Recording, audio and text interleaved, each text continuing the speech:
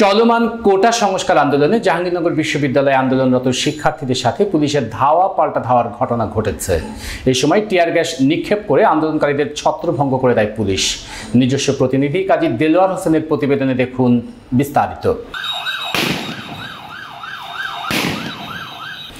বুধবার বিকেল 5:15টার দিকে জাহাঙ্গীরনগর বিশ্ববিদ্যালয়ের শহীদ মিনার চত্বর এলাকায় এ ধাওয়া পাল্টা ধাওয়ার ঘটনা ঘটে। এই ঘটনায় 2 গণমাধ্যম কর্মী, 1 পুলিশ সদস্য সহ বেশ কয়েকজন শিক্ষার্থী আহত হবার খবর পাওয়া গেছে। আহতদের অ্যাম্বুলেন্সে করে হাসপাতালে নিতে দেখা গেছে। ঘটনাস্থলে গিয়ে দেখা যায় আন্দোলনকারী শিক্ষার্থীরা জাহাঙ্গীরনগর বিশ্ববিদ্যালয়ের শহীদ মিনারে অবস্থান নিয়ে স্লোগান দিতে থাকে। বিপরীত পাশে পুলিশ সাজোয়া যান সহ অবস্থান নেয়। আন্দোলনকারীরা পুলিশের পেছনে ও সামনে অবস্থান নিলে পুলিশ টিয়ার গ্যাস নিক্ষেপ করে। এ সময় আন্দোলনকারীরা ইট পাটকেল নিক্ষেপ করলে পুলিশ রাবার বুলেট ছোড়ে।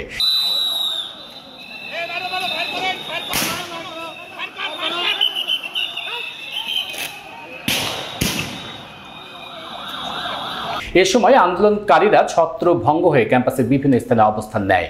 এই সংঘাতে 2 গণমাধ্যম কর্মী, 1 পুলিশ সদস্য সহ বেশ কয়েকজন শিক্ষার্থী আহত হয়। চলমান কোটা সংস্কার আন্দোলনের মুখে জাহাঙ্গীরনগর বিশ্ববিদ্যালয় অনির্দিষ্টকালের জন্য বন্ধের ঘোষণা দেওয়া হলে জাহাঙ্গীরনগর বিশ্ববিদ্যালয়ের ভিসি সহ সিন্ডিকেট সদস্যদের অবরুদ্ধ করে রাখে। বিকেল 5টা পর্যন্ত তাদের অবরুদ্ধ করে রাখা হয়। পরে পুলিশ আন্দোলনকারীদের ছত্রভঙ্গ করে তাদের উদ্ধার করেন।